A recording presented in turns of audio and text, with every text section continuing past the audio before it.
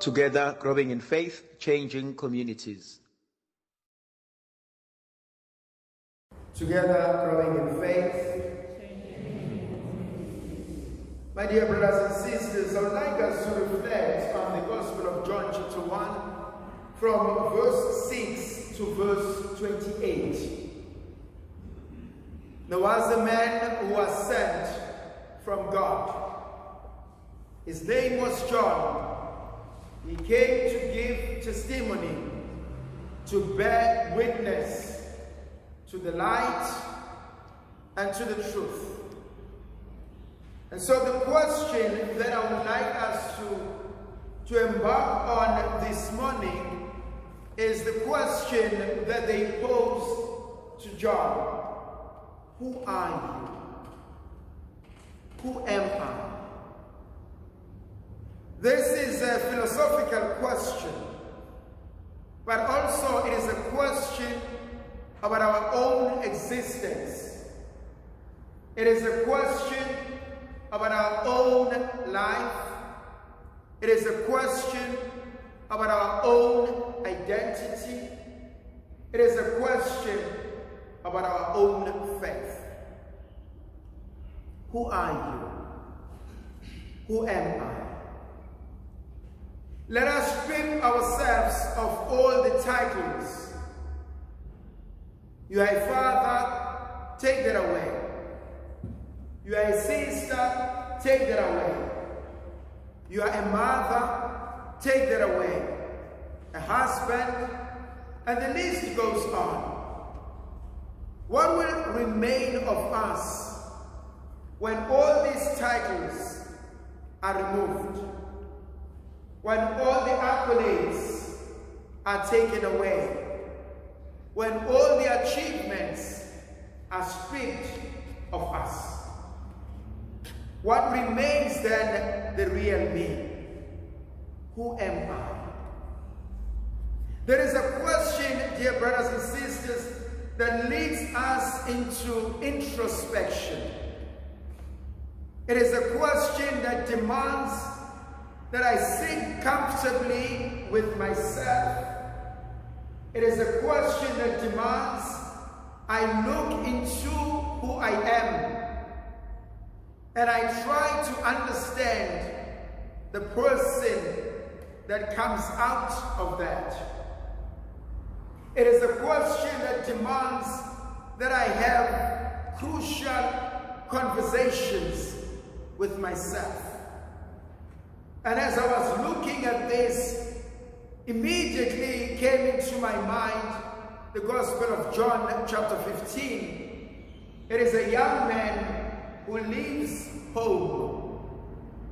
And most of us have looked into this Gospel account and have criticized the young man who goes out, who wastes everything that his father has worked for. But can we not look at that from a different angle as well? It is a young person who leaves home because he's searching for himself. And how many of us are in a search? I want to know who I am. I need to know who I am. And so this young man leaves home. And he takes everything that he has and he goes out there into the world. And obviously he meets different people. He engages in different things. Do we not do the same? Do we not go out and meet people hoping that we will be complete? Do we not go out in pursuit of happiness?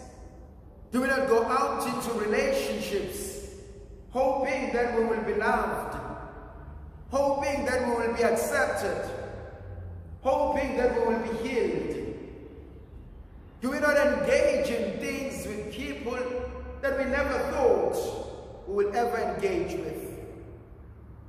Go back to what St. Augustine said.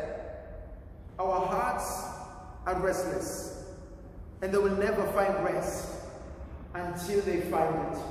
in God. You look at the life of Augustine, and you realize the life of this young man who went out into the world and he did things that you never thought were possible. Committed all sort of sins and left his mother crying every night praying for him. And he denied everything he's ever known. And at the end of his life, when you read the Confessions of Augustine, I've gone out into the world searching for beauty. Oh, beauty so ancient and forever new. I left myself searching for you and only realized you were within. How many of us have left ourselves? How many of us have become alien to who we are? How many of us have never been able to accept the person that I am? And I like in the Gospel of Luke chapter 15 verse 17, when the young man came to his senses, when the bulb eventually lights up, when the truth eventually came home, he realized, this is not who I am. This is not what I want about my life. And he came back home. And so in the question, who am I, lies a journey. And some of these journeys, we need to take it on our own. No one else can take it for me. I need to disregard all the things that were said about us. I am not the failure that people said I am. I am not the mistake that the past experiences has taught me. I am not my guilt. I am not my shame. I am the beloved son. I am the beloved daughter. All the experiences you've been through have shaped you into a person that you are. Almost all the people you've met, either positively or negatively, have shaped who you are. My dear brothers and sisters, is it possible to be 70 years old, to be 60, to be 40, and not know who you are? Yes, it is. It is possible. I can be a 90-year-old man who's never really lived his life. I can be an 80-year-old woman who's never really lived from her gut feeling. I've always lived to impress other people. I've always lived taking care of the rest, but of myself, nothing. Go back to the Gospel of Mark in Caesarea Philippi, where Jesus asked a fundamental question: who do people say that I am? Who do people say that the Son of Man is? Now, this question was important to Jesus. It was also important to the disciples. Does it mean Jesus did not know who he was? Does it mean that Jesus was battling with his own identity? What does it mean? Why would Jesus ask that? And let us not give a defense on Jesus. Let us not stand and answer for him. But there are a lot of answers that one can give. There are a lot of translations that one can take from that question. I always argue and I say your identity is closely linked to your purpose. Once you know your identity, it is quite easier to live out your purpose. How do I argue this? Well, John says, I am the man sent from God. I am the beloved son. I am the beloved daughter. When everything else is taken away from us, there's one thing that remains. You are the beloved of God. Go back to the creation story, the creation theology.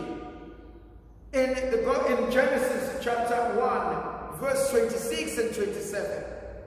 Then God said, let us make man and woman in our own image and likeness. Who are you then? You are the image of God. You are the likeness of God. If God is the King of Kings, you are a prince and a princess. If God is love, you are the beloved.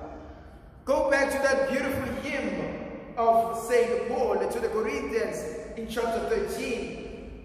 Love is kind. Love is patient. And after everything else, Paul argues, God is love.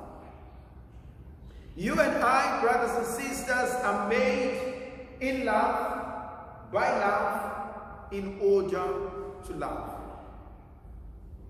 When we forget who we are, there's one thing you must never forget. I am the beloved of God. What does that imply? What does it mean? Go back to what St. Paul says. I can do all things through Christ who strengthens me. Life has been tough. Life has been difficult. Life has been unbearable. Some of you have lost your loved ones. Some of you have lost your jobs. Some of you are living in the world of the unknown. But if you go back and realize that you are the beloved of God, if you go back and realize that you are loved by God, then you have something to live for. You cannot give up now. You cannot allow the difficulties of life to have the last word. The God in you, the God in us, is greater than any challenges you have faced. Is greater than any challenge you will ever meet. Go back to what we find in the book of Isaiah this morning. The Spirit of the Lord has been given to you. The Lord has empowered you. The Lord has given you all the necessary graces that you will need to combat anything that comes your way. Go back into the world, and without going to God and telling God how great the problems and troubles are, go into the world like King David, as a young boy who meets Goliath. He says, you come to me with a shield. You come to me with a sword. You come to me with an armor. But I come in the name of the God of our fathers. I come to you with the God of my experience. There comes a time in our own lives when I don't need to rely on myself. I can only rely on the promises of God. And what is the promise that God gives us? In the Gospel of Luke chapter 18, he says to St. Peter, as he says to each and every one of us this morning, he calls you by name and he says, difficulties will come, but do not worry. I have prayed for you. Whatever happens in the future, do not be scared of the future, for God holds the future in the palm of his hands.